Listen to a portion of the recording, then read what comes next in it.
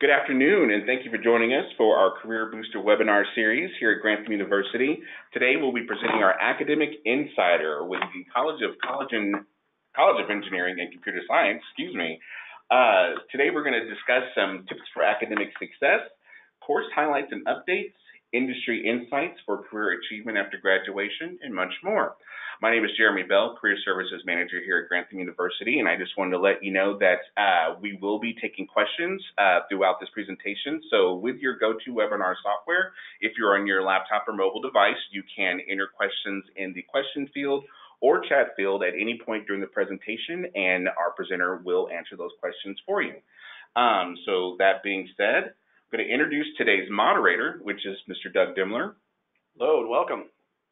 And today we also have our special guest, Dr. Nancy Miller, Dean of the College of Engineering and Computer Science. Welcome, Nancy. Thank you. Glad to be here. Thank you. So I'm going to turn it over to our moderator, Doug, to get us started. Well, Nancy, again, thanks for being here. My first question is, how is the student set up for success in your degree programs? Well, basically, we have a number of things that we have been implementing in the past year or two that I think really helps the students and changes we're making. For one thing, we've continued to add more simulations and virtual environments for our students.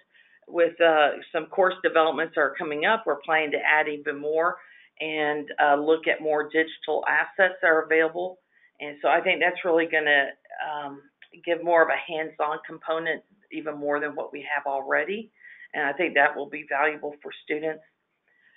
We are also, with all of our new course developments, I'm trying to get videos provided instead of these little written lectures. Have more videos throughout the courses showing how problems are being worked and that sort of thing. So I think that's going to be incredibly helpful, especially for some of the more mathematical type courses. And we've also, primarily because of the students in my programs who struggle with software installation sometimes at the beginning of their courses, we set up probably, maybe a year or so ago, a technical support chain for those students. So if a student has a problem with installing software, they need to contact their SA. If the SA can't help, then there's a set of several SAs that have more technical backgrounds that will then triage the problem, see if they can resolve the issue. Many of them have taken courses in my college. If they're not able to solve it, then they push it up to the next layer, which is our internal IT support team. And they'll try to work to provide some support at that point. Also, if they see a consistent problem, they'll notify myself and the curriculum team so that we can figure out, do we need to provide some more videos or some better instructions? Has something changed that we need to provide some more information for the student actually in the course so they don't even have to go through this chain? One thing I will say, if you're having problems like that, make sure you let us know what your operating system is and send us screenshots. If you'll send that from the beginning, that helps the process a lot. And as most of you know, you've probably seen this connect to a live tutor in the left navigation panel of your course. So this is something that I've been talking about for a couple years. I call it embedded tutoring. Some call it just-in-time tutoring. I've wanted to have tutoring more accessible to students, not having to go somewhere and click. It's just like right there. And so we've added that. Unfortunately, the platform we're using, they don't have tutors 24/7 for many of my courses, or any really. They have some ancillary support at best. So we have a tutor that is using that platform, available Monday through Friday and then also Saturday. They've just expanded his hours. So several days a week he's starting at 5 and others at 7. Then he has, I think, hours on Saturday from 1 to 4. So if people are using that, they'll be able to keep his hours up. If not, they'll pull them back down to what they were before, which was slightly fewer hours a week. But I think that's some great help.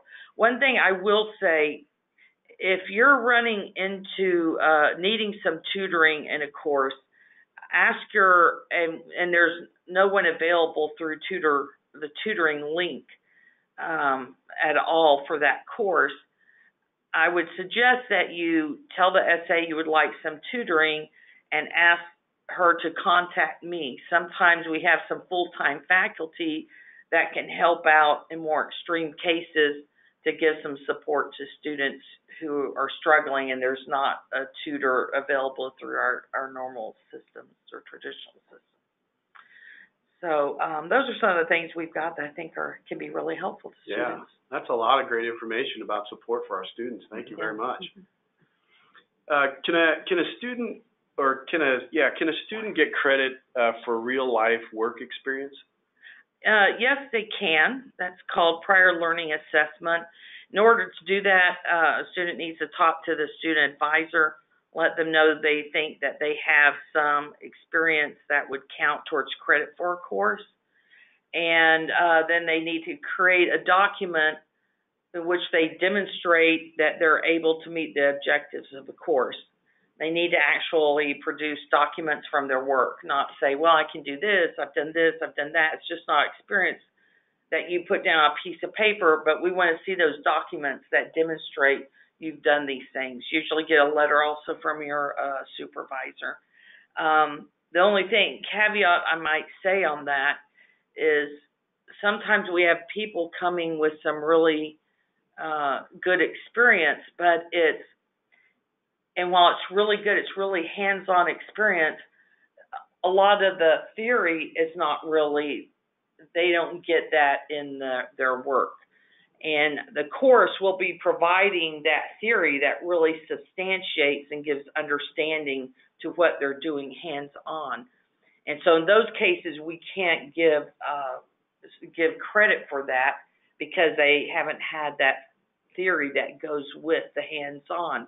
But when people come like that, they are in a fabulous situation because they come here and they're going to get more of the theoretical background that supports everything they're doing. They have that hands-on, and that is so sellable, to be able to go to an employer and they know that you're going to be able to talk to these other engineers and know what all is going on from a broader perspective, while at the same time being able to work with the technicians because of your hands-on experience. That is really something that can really be sold to an employer, I think. So it's picking out a class and then submitting the proper paperwork, right, to where the student or potential student thinks they can get prior learning. Yeah, you don't submit this and say, can I get something for this? No, you have to say, I believe I can get credit for this course with this experience. Excellent. This is why. Yeah, and this is why, and I'll show you why. Yeah. Have a couple questions that have popped in real quick here. One, going back to the tutoring, and Alex wanted to know, would it be able to schedule a time with a tutor possibly later at night if necessary? So I guess he's wondering if there's some evening. No, the times are, there's no, to my knowledge, they are not able to schedule outside of those times. I'm not positive about that. The best thing to do is go into the environment and see, if he has some extra hours available sometime that he could rearrange. Mm-hmm. But right now he's working till 10 at night, Central Time. Okay. So I don't know if someone's thinking like at midnight. No, I kind of doubt this guy's going to stay up for that anyway. So, let's see. Brent wanted to know, regarding videos over text-based lectures, I would be really excited about this avenue. That said, can we ensure that the videos are generated by Grantham and provide a unique learning experience instead of the traditional find a relevant video on YouTube and link it? I'm going to say yes and no to that. Here's the deal. Some of these are going to be Grantham produced. Some of them they're not YouTube videos, but they are videos that we may purchase. Like I've just rolled out a revision of a course, and there's every week a lot of videos within that, the digital assets for that course that we purchase and are using. That includes all these videos by a professor from a university solving problems. So these are not YouTube videos. They're not out there, to my knowledge, anywhere. They're part of the package provided by the publisher, someone who was involved in the production of the text. And yeah, we would definitely use those. There's be no point to go outside. And one thing students need to understand is when we develop our own videos, they're housed on YouTube. So there's a YouTube link, but they're not someone else's. It's our account that we've generated those YouTube videos. It's all Grantham. Yeah, exactly. I have the hours on, I just pulled up the hours for the tutors. Monday and Tuesday, 5 to 10, Wednesday and Thursday, 6 to 10, Friday, 7 to 10, and Saturday, 1 to 4. Okay, perfect. And while we're on that note, I just want to remind everybody that this session is being recorded, and so that being said, this video will also be available on YouTube via Grantham University's YouTube channel under the Career Booster series. I just want to throw that out there. Yeah, and that being said, if you're watching the recording later, these hours may have changed. Okay. All right. So we'll keep you posted on that. All right. One more question from Alex.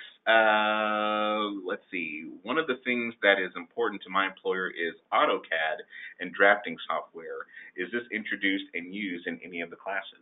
No, it isn't. And we asked our advisory board if we should have a course on AutoCAD, and they said we should not. That they did not recommend that. That generally, while there's less and less people that are less and less demand for that, there's a lot more automation involved, and we're not really training. The jobs that our students should be getting would not be doing AutoCAD generally. Okay. So. All right. Thank you. Excellent. What advice do you have for a student to be successful? I think, from my experience, looking at many appeals and talking to students, is there are two things to being successful. And it really has nothing to do with your skills and everything like that. Yeah, you have to be prepared for your program to a certain extent. But the two things I see that is the biggest driving factor is stability in your life and a solid schedule that you stick with. If you have those two things, you are on a place to really start.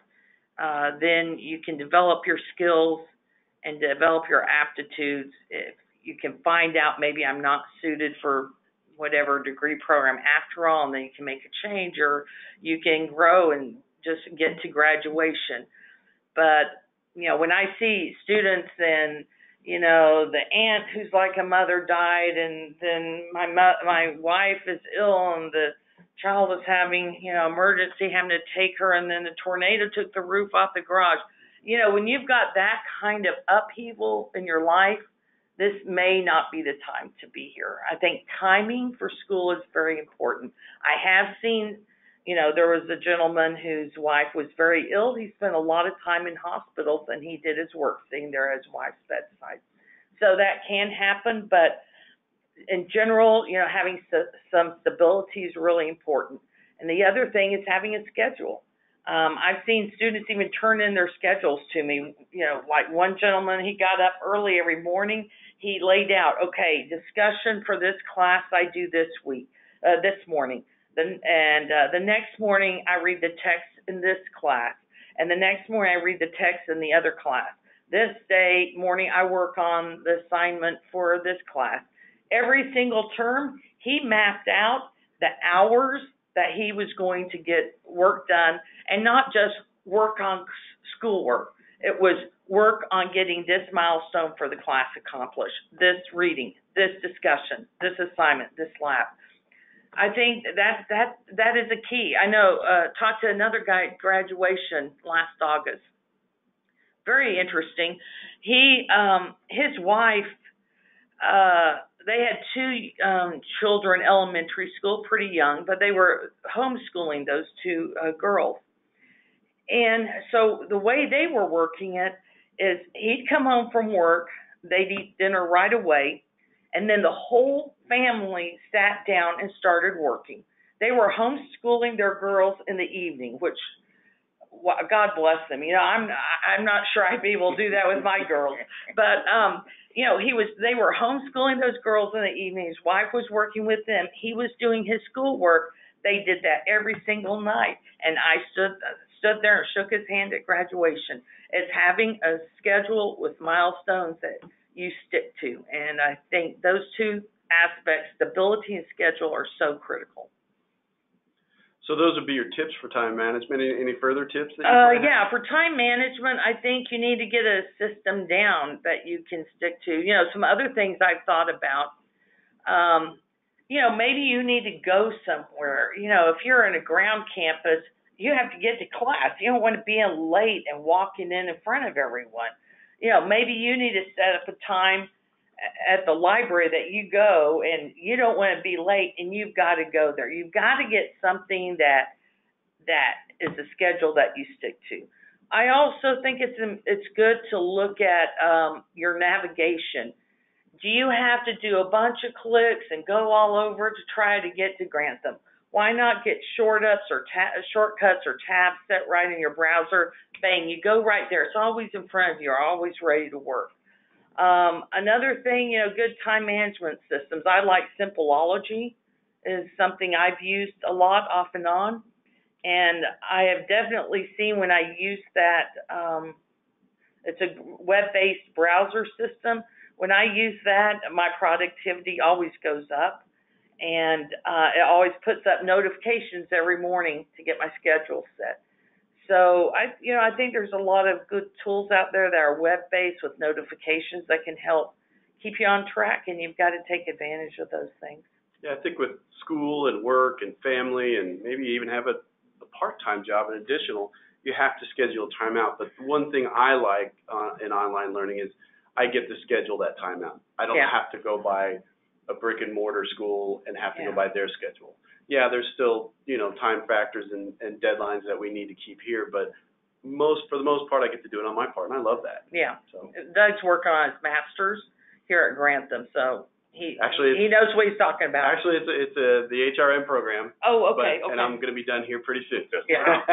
I'm almost done. I can't say, I mean, I've used that method, you know, when I was finishing my undergrad, and it does work. And I mean, it was down to the point where if I had college algebra and strategies for decision making, it was like from 10 to 11, I'm doing this discussion forum. From 11 to 3, I'm doing this. And, you know, when you pepper in your other things, you know, like if I want to go to the gym or if I've got lunch with friends or something, you still schedule everything. It's almost like how we schedule meetings and things in the office. Right. You have to do it and stick with it. So I can attest that model does work. Yeah, that's the way. And I think tying some milestones to it really helps, you know, just like, not like I'm going to work on, you know, Grantham schoolwork. It's like, when I sit down, what do I intend to get accomplished by the time I get up? Yeah, I get to schedule it, and there's no better feeling for me than I get to schedule in my time for the most part, and things get done when you really get specific with your schedule. Yeah, it's good advice there. Quick question from the group. Thomas wanted to know, is there an M80 LAB course available? MATLAB. Yeah. Yeah. Yeah, the ET382 is based on MATLAB. Signals and Systems is ET382. It's based on MATLAB. Also, I introduced a student, unfortunately, was very unhappy with this. I provided Octave and a brief tutorial on Octave and ET310 as an optional tool to help you with that course. And the student was thinking, I've got to download the software and everything. There's an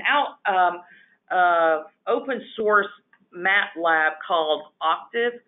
I mean, it's very different in terms of the interface of MATLAB. I mean, let's face it, MATLAB is a professional software used everywhere. But the Octave is very useful in a lot of ways.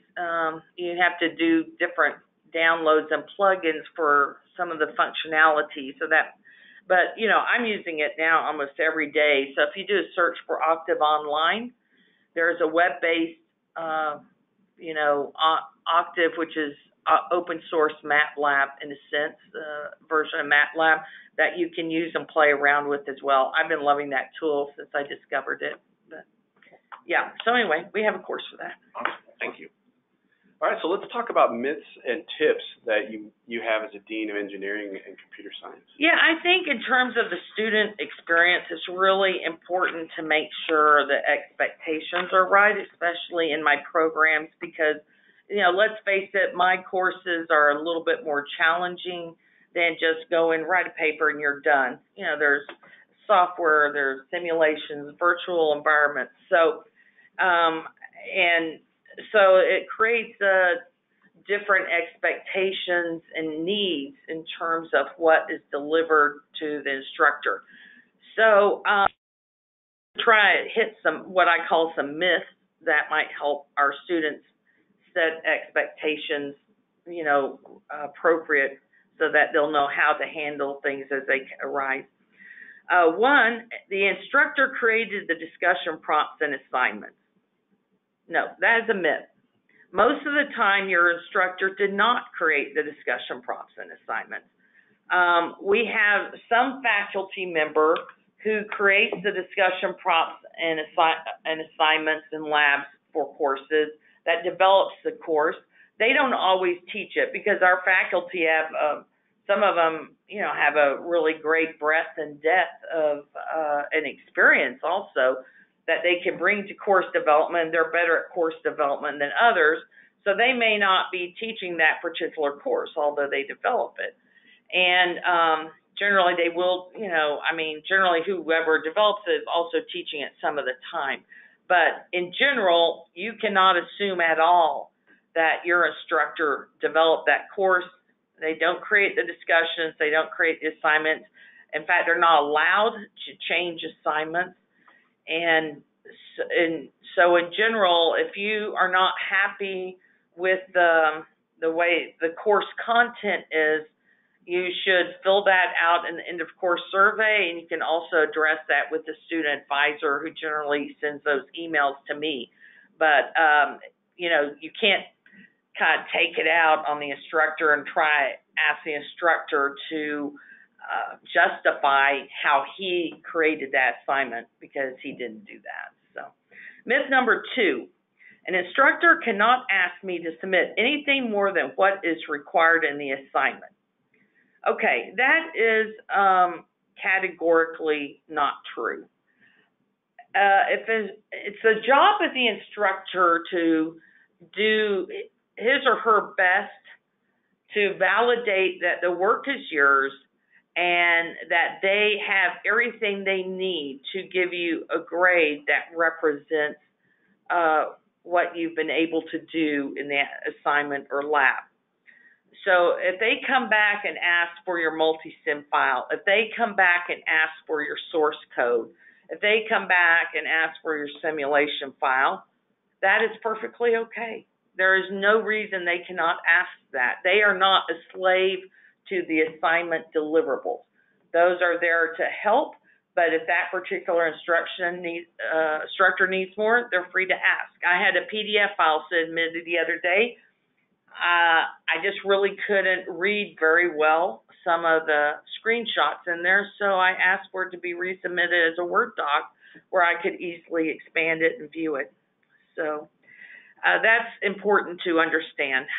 Third, if I submit everything that is asked, I should get a 100. No, just because you did all the work doesn't mean that you did a great job on all of the work. Our instructors are expected to grade on content. I see students who, I did my initial post, I did my 2 follow-up posts. Why am I not getting 100% on that? Well, it's not ticking off a box that gets you 100. And the instructor is supposed to grade that discussion like anything else and look at whether it's substantive, whether it's adding to the discussion, whether it's properly addressing the discussion prompt. So, it's just not checking off boxes that gets you 100. Myth number 4, the instructor has to use the rubric found in the course. That's not true right now. And the reason why is because a number of years ago, they created, some folks in the academic department created this rubric that's designed for writing assignments, and they said, let's just put in all of our courses. Well, you know, when you're doing coding, whether it's an APA, you know, you don't code in APA format. And that's 10 points along with spelling and grammar. You know, sine wave in coding isn't even SINE. Sometimes it's SIN. So, you know, that rubric oftentimes doesn't make sense for your course. And as we develop courses, we're trying to work more and more towards getting assignment-specific rubrics into the courses. But that's a very time-consuming process, and it will take time to get all that rolled out. So in the meantime, if the instructor has something other than the writing rubric that he or she uses, that's perfectly okay. Some tips. Submit as much as you can to demonstrate the work is yours. We are trying to change the assignments to reflect the kind of things we want to show that this work was done by you and not something you got from Course Hero. 2, if the assignment says to answer these questions, and it says 1, and then 2, and then 3, you don't write an APA paper for that. I'm trying to get away from all this APA paper writing stuff. So if you see that, do 1, write out the question and answer it. 2, write out the question and answer it. Now, if your instructor has a problem with that, which they may because they think you've got to generate an APA paper to try to answer these questions, just contact me, contact your SA, and ask them to contact me. I'll talk to the instructor and say there's no requirement for APA paper here. I don't want that. I'm not trying to overburden you guys with stuff that's not appropriate for certain assignments. So that's my take on that. You can tell I'm passionate about it. 3, tip 3, paragraphs do not consist of 1 to 2 sentences. Okay, a response post is not a 1-sentence response post. Okay, so just bear in mind your paragraphs should be substantive, have content, be meaningful and thoughtful and thorough. 4, tip 4, make sure you answer the question posed in the assignment. I saw this one class, I was so frustrated. So the assignment was write a disaster recovery plan. So what do you think we got for the assignment? A beautiful APA paper on what should be included in a disaster recovery plan. That is not the assignment. It doesn't meet the objectives of the course.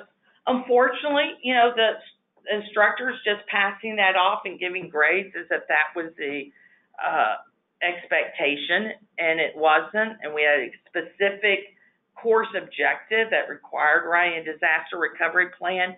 I can assure you your employer is not interested in an APA paper on what should be included in a disaster recovery plan. Your employer wants you to create that disaster recovery plan. And so that's why it's there like that. So make sure you're answering the question and not skirting it by talking about something. And then be sure and contact the tutor if you need help, and if there's no tutor available, contact the SA so we can see if by any chance we have a full-time faculty that's available for that particular course. So that's what I got on that. Thank you. I've got a few more questions that have come up here. That's great. That was awesome. Thank you, Nancy. So Irvin wanted to know, regarding the engineering program at Grantham, what are the most challenging courses that students tend to struggle with and why? ET 310 is a huge one right now, that's circuit analysis.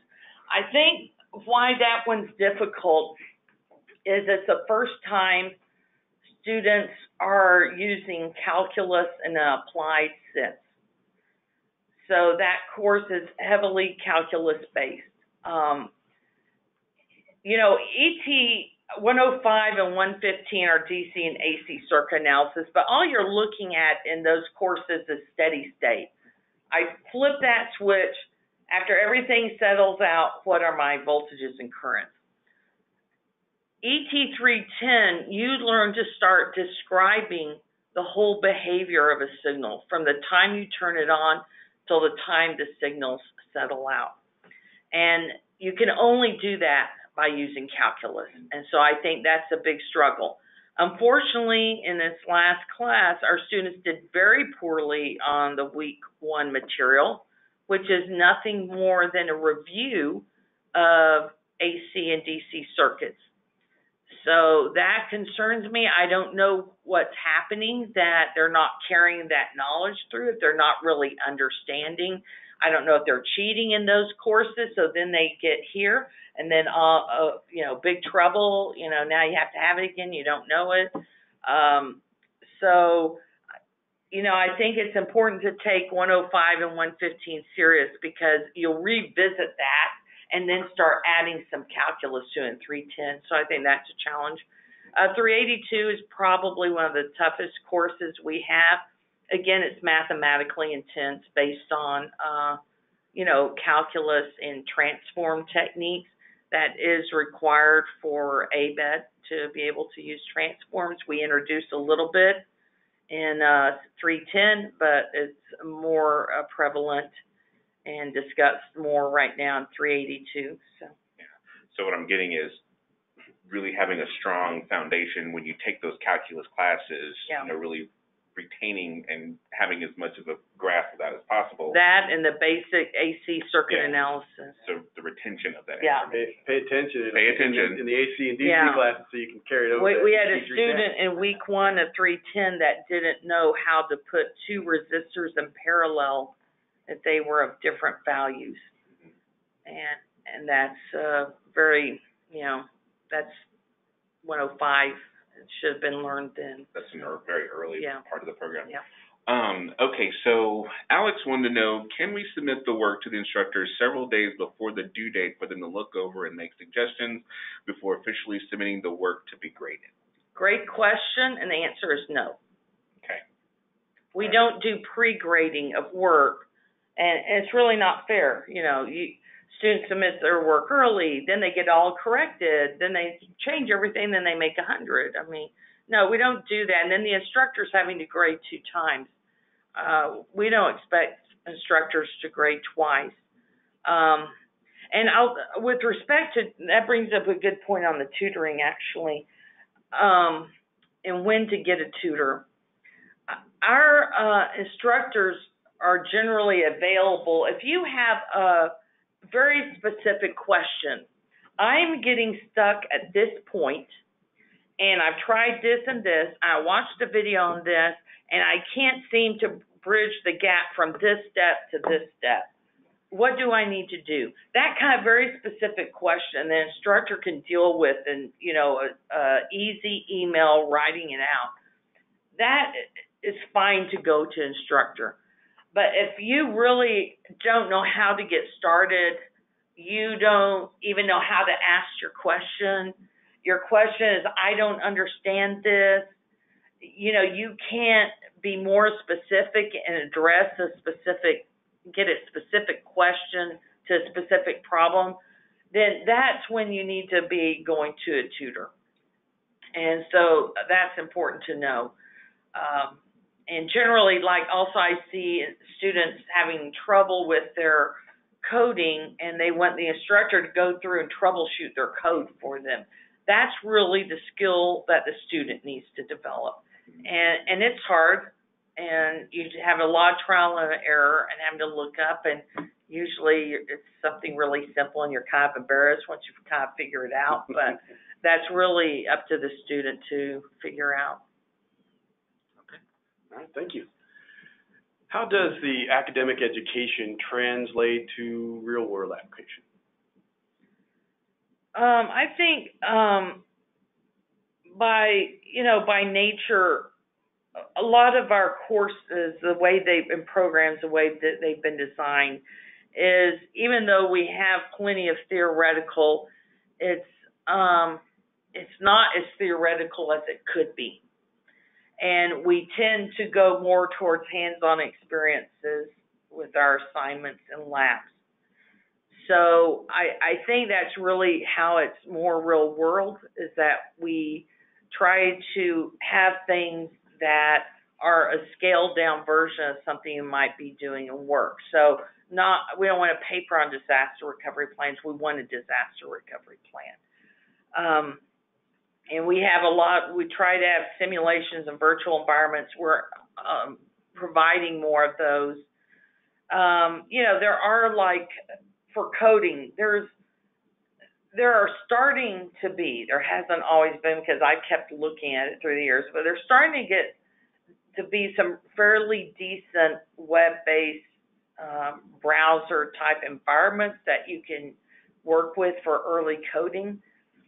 And while we're kind of still looking at that, at some point we really feel that a student needs to install IDE, an integrated development environment, and really learn to work with that, because that's what's going to be happening in their job. They're not going to be coding from a little web-based browser all the time. It's real life stuff. Yeah, so we try to, balance, ease and access for the student with realizing at the same time what they're going to have to do. And then, we have these 8-week courses, very fast-paced. We want to try and provide support to get students going and to resolve their problems. But on the other hand, when you get in work, you're not going to have someone to help you solve all those problems. You're going to have to go look up the manuals and figure it out and struggle to make it happen. So we're constantly trying to balance the realization of fast-paced 8-week courses with students who are working full-time and have families, and they have parents that are starting to age on the one hand and children on the other hand that are, having their own issues and getting into teenage years and whatever, with the fact that, there are some expectations when you get in a job that we don't want you deficient in either. What skills should a student be developing in and out of the education or workplace to assist them with their next career move? I think a big thing is making sure you're getting some relevant experience.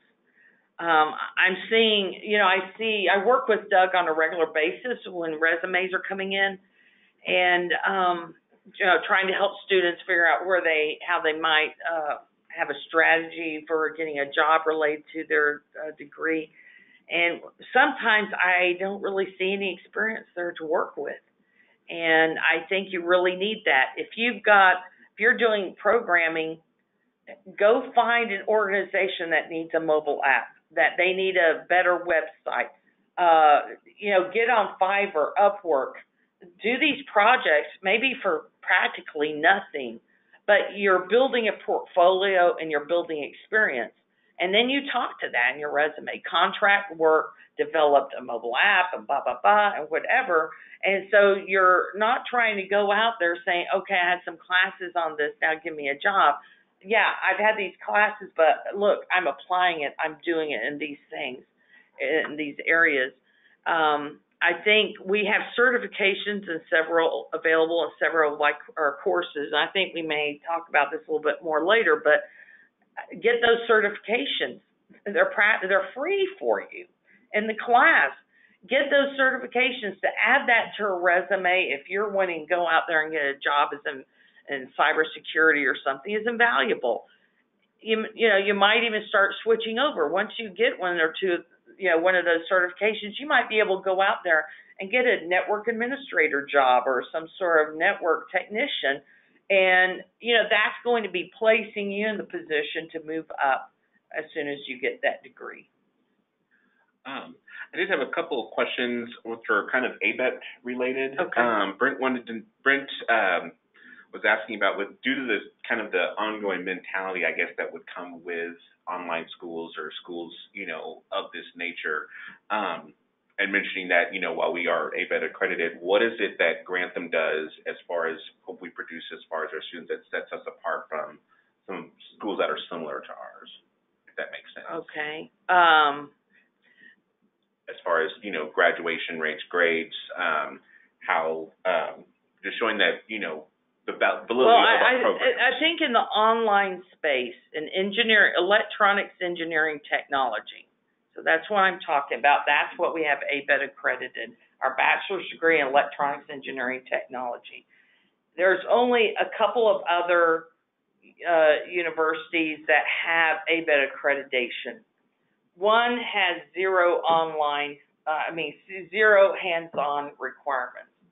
So we have at least 2 courses with a hands-on component. We'll probably be rolling out some more of that. And the other one has some hands-on. Their numbers have gotten very small. It doesn't seem like they're keeping up with stuff. I'm not really sure where that program is actually going in terms of meeting some of the ABET requirements, actually, so I'd rather not get into that. But I think that's the advantage is that we do have some hands-on component, and we have a substantial capstone experience. And those were the things that were impressive overall to the people that looked at us for the ABET accreditation. Awesome. And Royden wanted to know, is the priority to have more degree programs at Grantham that are ABET accredited so graduates can become licensed PEs or project engineers, I guess? No, it's not project engineers. No, it's professional engineers. Sorry. Not right now. There's no plans. The ABET accreditation takes a tremendous amount of work. It has, we have to assess around 55 items, and over a 3-year cycle of 3 years, it's a lot of work. And so right now, I have some ideas of maybe some programs I would like to move towards ABET accreditation. I would never have plans really to move all of them to ABET accreditation. I have a couple in my mind that I would kind of like to move towards that, but I would say at this point we are still trying to nail down our assessment process, because ABET is all about assessment, frankly, and we have got to have that so smooth that it takes a lot less time, so that then we would have that time to start working on another program for that level of assessment and duplicating that process. So that's really my focus right now, is to improve our assessment process, because that's what we need to, if we want to scale this further. So. Okay, thank you. Appreciate that. Excellent. Why is it important to have integrity in your schoolwork? Oh, that's a big one. Students are busy.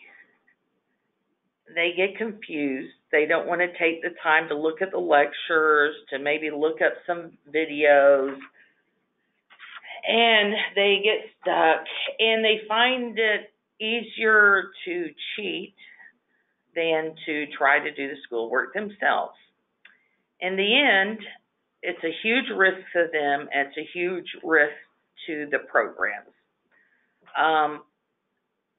Cheating is very serious to me. Integrity is very serious to me. I consider it very important to me that our graduates graduate having done the work themselves. If they've done that, I know what they are capable of when they walk out the door. I know what employers can reasonably expect of them. If they haven't been doing their work, I don't know what they're going to be able to do. And I'm worried about the reputation of the programs and the reputation for other students to do the work if we graduate students who aren't doing the work. It's all about, at the end of the day, to me, you should be looking at this as a value.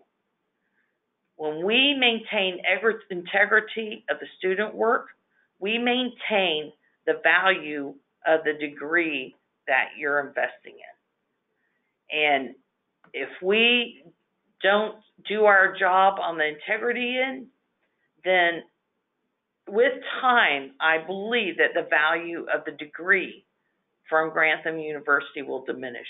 And that's why I think it's so important. It's all about what you're paying for. I want it to mean something. I want it to have a lot of value for you. And the only way I can do that is making sure that we're maintaining the integrity of the work of the students. So on that note, I want it to be clear that we suspend and we dismiss and we even revoke degrees for cheating. It's serious. You'll get a 1 the first time it's caught in a course. You can get an F in a course. And this you should know. If you get caught cheating in one course, I get that ticket, I or a chair, we may start digging down into other courses. If we find cheating in other courses, we may retroactively give you an F in an earlier course. I've seen students that I got a ticket, I started digging through it, oh, this course was all from Chegg and Course Hero. This course was all from Chegg and Course Hero. At the end of the day, we dismissed the student. We've had students that have had so much material on Course Hero that we revoked their degrees. That your coursework is required, you are responsible for it, and you're responsible for protecting it. If it ends up on Course Hero, we find it, while sometimes we're looking at another ticket, we go through and discover another student's work on Course Hero. We just determine, oh my gosh, look at all this.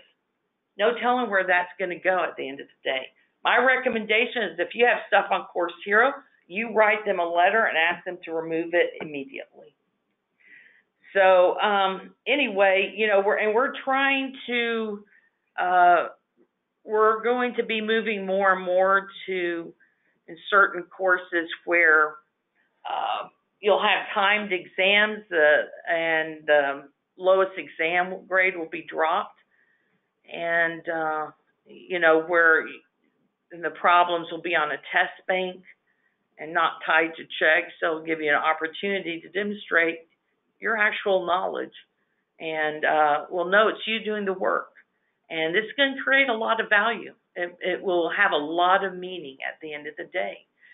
So anyway, I think that's important for all of you to know, because, in a ground campus, when the guy in the dorm, is moving out because he got suspended, you know it. Or, someone's not showing up in class, the word gets out, oh, they got suspended. You know what's happening.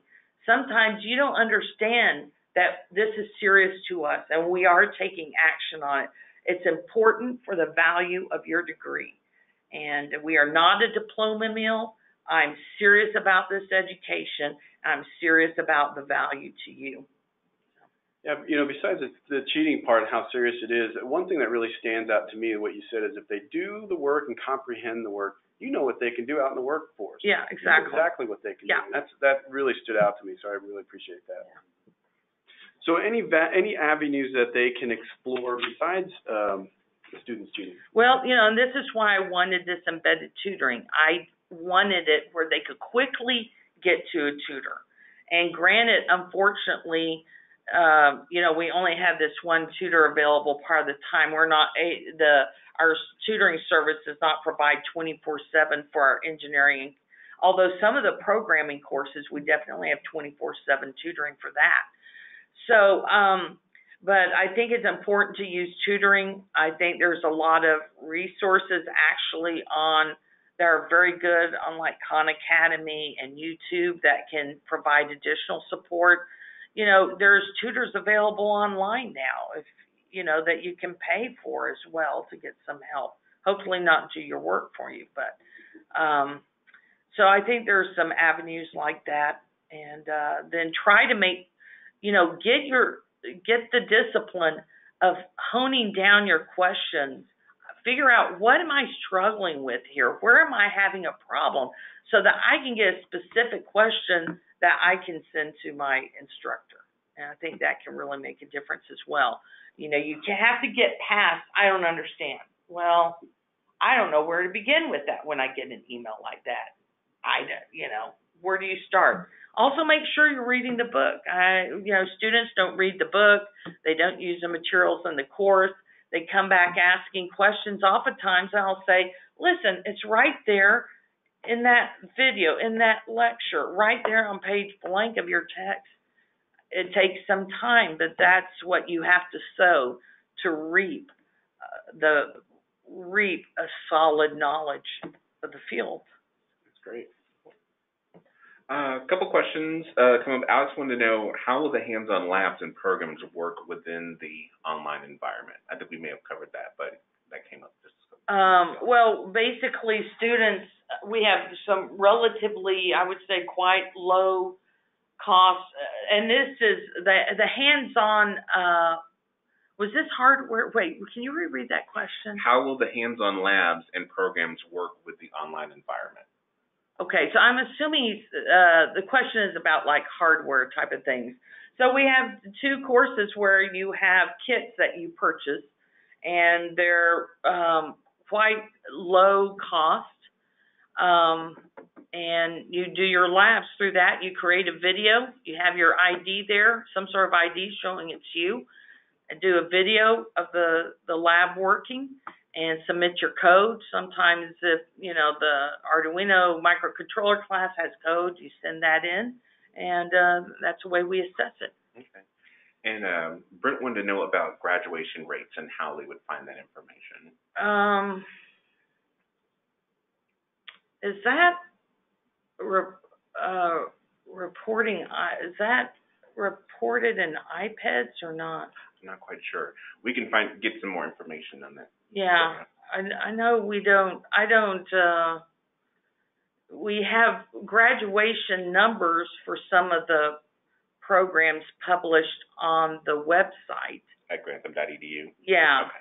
For a couple of programs, because ABET requires that we publish the number of students who graduated, but we don't have graduation rates. Graduation rates, you have to be mindful, can be very different depending on how it's calculated. Our accreditor has one way of calculating that may be different than another, because we support 50 to 60% of our students are in the military.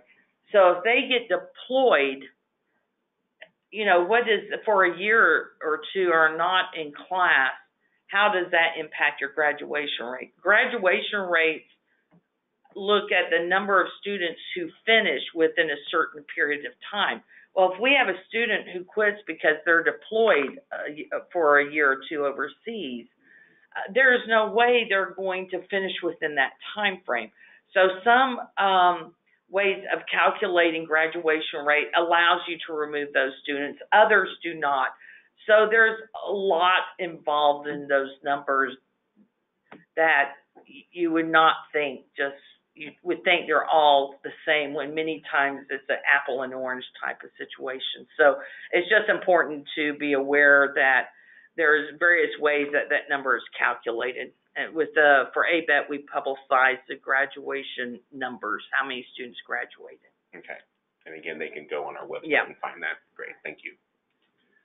Any curriculum changes that have happened recently or are coming soon?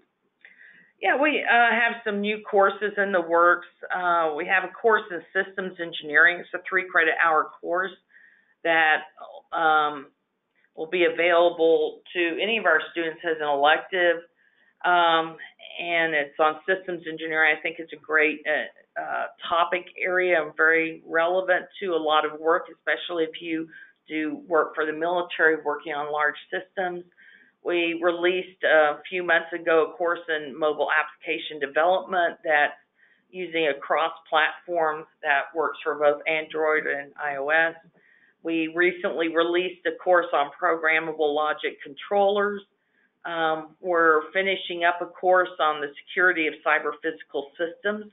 This is basically, in some terms, cyber operations. How do you secure industrial control systems? It's related to, like, Stuxnet was an example of how there was penetration of an industrial system by, another nation state. Let's see, we actually have a course that we've been working on that hopefully will be released on big data, which I think will be kind of interesting. We're trying to redo some of our master's courses to really focus on information management and what that means today in terms of like data analytics, data science, business analytics, and really focusing on what information is, what data is, and how do you create information from data. And we just redid our ET 310 course on circuit analysis. It includes a platform that has videos already in it. It has problems that you work, and there's no assignments in the course. You have just weekly quizzes instead. The lowest one is dropped. And instead you have these practice assignments where, you know, if you're getting stuck, you can click an icon to get some tips for helping you in solving the problem. You can click and get a solution to the problem. So it's really great to help you learn where you're going wrong and how to get started on problems. I'm really excited about that platform. That sounds fun. And we're hoping to introduce some new labs into one of our security classes, IS 211. So we've got a number of things going on in terms of our courses.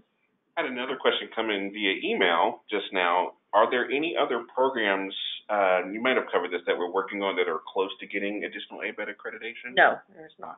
Okay. All right, thank you. Okay. Any recommended professional certifications? Yeah, so I talked earlier about some of the certifications that are available.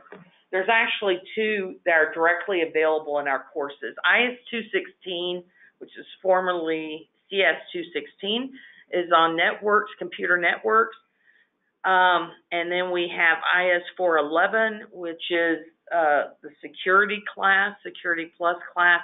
These two courses are aligned to the CompTIA Network Plus and Security Plus, or the Test Out Network Pro Security Pro exams. I think everyone's familiar probably with CompTIA, very well-known certification group. Test Out is less well-known, but they have started entering that space. Their tests are skills-based versus knowledge-based. So I think as employers get familiar with it, it has the potential to be a more valuable certification because it shows that you can do something, not that you just know something about something. So a lot of times, you know, I've worked at universities before. Oh, yeah, we have our Network Plus class. And so they have a textbook, and you do some assignments and whatever. But if you want to go get that certification, you're probably going to have to go to boot camp for a week, pay, you know, $1,500, $2,000, something like that, and take some practice exams to then actually be prepared to sit for that certification exam. With the product that we're using inside the course, there are practice exams within that environment for both the Test Out certification exam and the CompTIA exam. So you can prepare for either one of those exams by taking those practice exams. If you can get to the point where I think you're making above 92 times, you're probably ready to go take that exam, a certification exam, and more than likely will pass. Now, also, within that environment, you have a free opportunity to take the Network Pro or Security Pro exam. You can get a certification in that class. And if you fail the first time, you can pay $40 yourself, which is very inexpensive, and take it a second time. Our IT director found out about the fact that we were having free certification exams in those two courses, and I told him most of our students don't take them. I don't understand why. We advertise it throughout the course, but they don't take the certification exam. And he was shocked because from his perspective, it was leaving money and jobs on the table, is what he said, by not taking those certification exams. So I highly encourage you, if you're taking that course or take it as elective, invest the time to take the certification exam and get that cert. So important. Yeah. I didn't realize that availability was just not being utilized. No, it's so sad. Wow. I mean, this opportunity is so great, and you have access to the materials for a period of time afterwards. I think sometimes students put it off, and what happens is they never get it. Right. And, you know, to be honest with you, I'm so strong about it. I think once they can take a break, and if they need to do this, take a break after in their studies, just to get in there and get that, because to have that on your resume adds so much value. Oh, yeah. And, you know, if you've got a break, let's say of a week between the finishing of one term and start of a next term, live and breathe that as much as you can. Try to get that certification. Yeah. It's unfortunate. Wow, it is. Yeah, we talk about that all the time, don't we? Yeah, we do. We see these resumes come in. These students took these courses and they didn't get the certification exam. They're working as a clerk at Home Depot and they have a bachelor's degree in cybersecurity and no certification, and they had an opportunity to get 2 of them and they didn't do it. And now we're trying to figure out how can we help the student, you know, best get a job that respects the degree. And it's just it's sad. And I have to wonder, just, you know, kind of playing devil's advocate here, I wonder if there's that mentality that, you know, by having the degree, I'm not sure if there's a full understanding that, you know, the degree is good, the degree is great, Yeah, it is. but maybe they're thinking that's Enough. Enough. That's what I'm thinking. Yeah, I would say for cybersecurity, for instance, no. Okay. I mean, people really want to see certifications, and it differentiates you from every other student who's just gone in and gotten a degree. Right. It's that one little extra step that's going to, you know, when I'm an employer, I've got this stack of all these people who just finished entry-level cybersecurity, and they all have these degrees in cybersecurity, and, you know, this person has already 2 certifications. You know, obviously that's going to stand out. You know? Right. Those little things that make a difference. Yeah. Not little, but it's those slight extra the extra steps. Yeah. Yeah, exactly. What student organization chapters are available, and how can involvement in student organizations help with students' professional development? Well, we have a student organization for computer science, information systems, and cybersecurity. It's available on Blackboard. When you enroll in the program, that should show up on your homepage on Blackboard. If it hasn't or didn't, let me know. We can get you enrolled. We have a faculty and associate chair who are in there monitoring it and trying to provide feedback. You know, students can help each other on homework in there.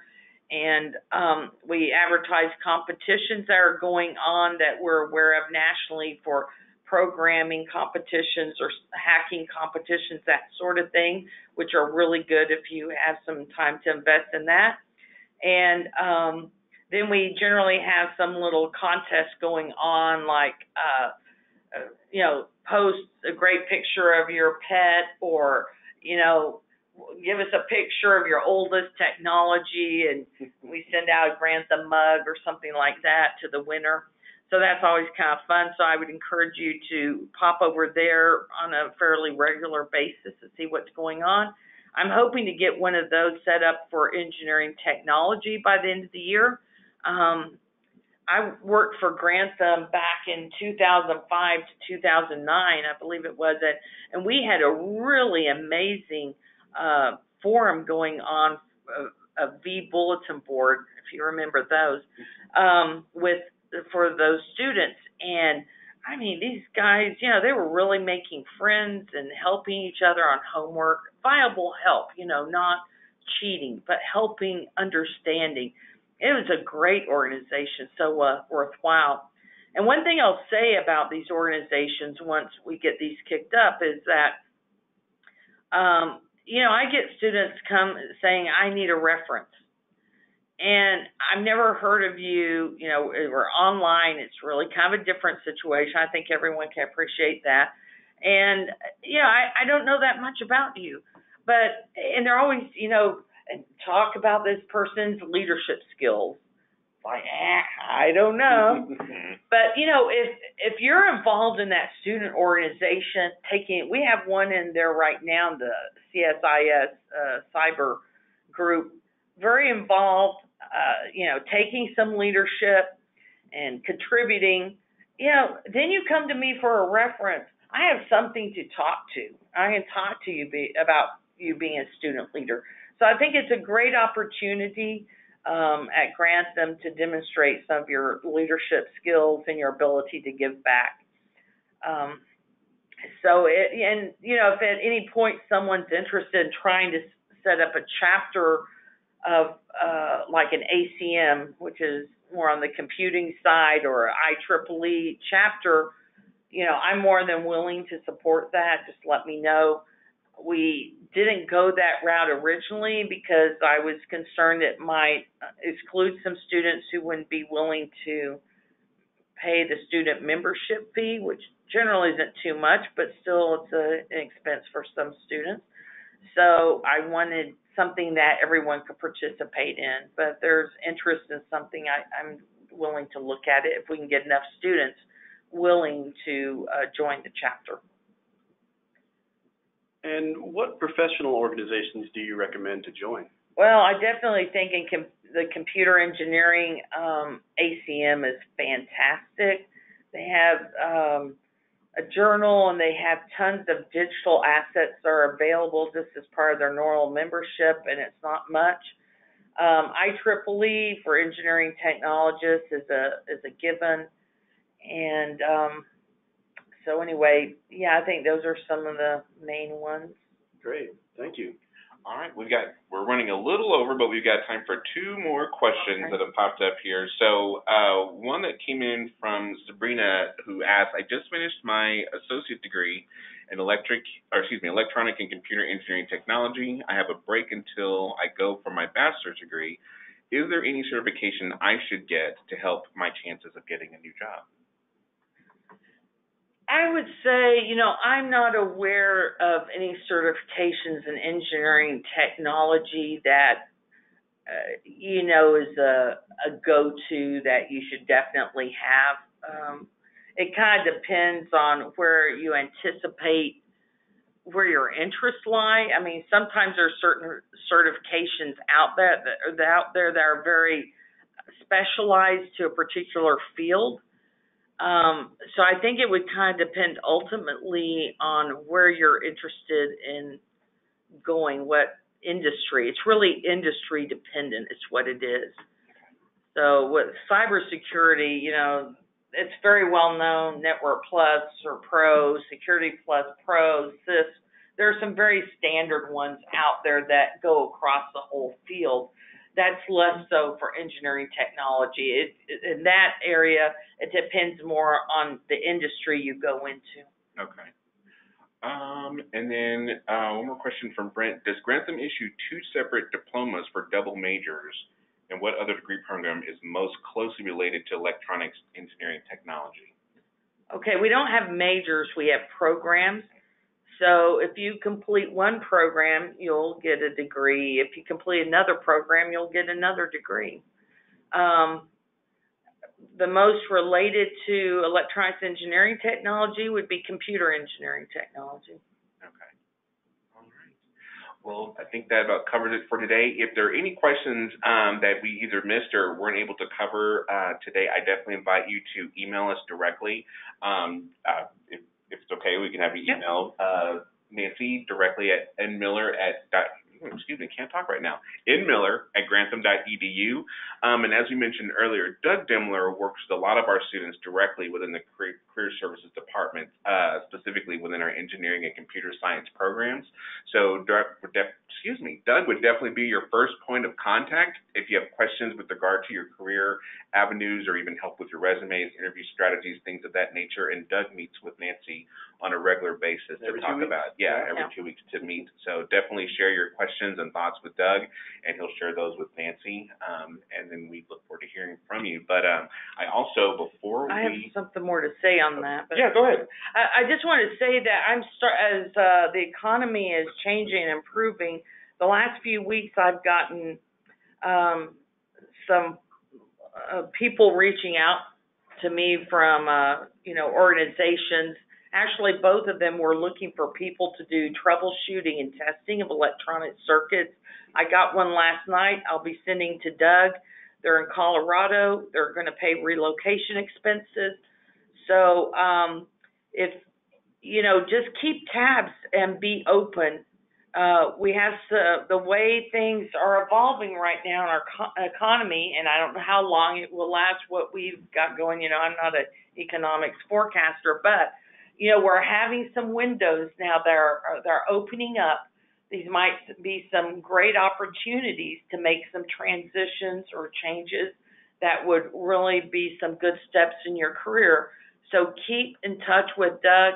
Anytime I get this kind of thing, it's happened twice in the last 1 or 2 weeks now, I'm going to forward that information to Doug, and he'll be able to help you if you're interested in trying to make a transition. And I would just encourage you to be open, if you can, to some opportunities that may be arising right now. Definitely. Awesome. Thank you, Nancy. And again, in addition to working directly with Doug, we also want to invite you to take part in our Career Launch program. It's a no-cost, comprehensive program that we've developed to help you with everything from career goal planning to professional documents, your resumes, interview planning, even social media presence, salary negotiation, et cetera. So if you're interested in that, just give us a call. You can call us directly at 1-800-955-2527, extension 173, or email us direct at careerservices@grantham.edu. And again, I want to thank Nancy for joining us today. Thank This was a lot of great information to share with our students. We really appreciate it. Yeah. Thank you, Doug, moderator extraordinaire. And we want to thank you all for joining us, and we will see you next time.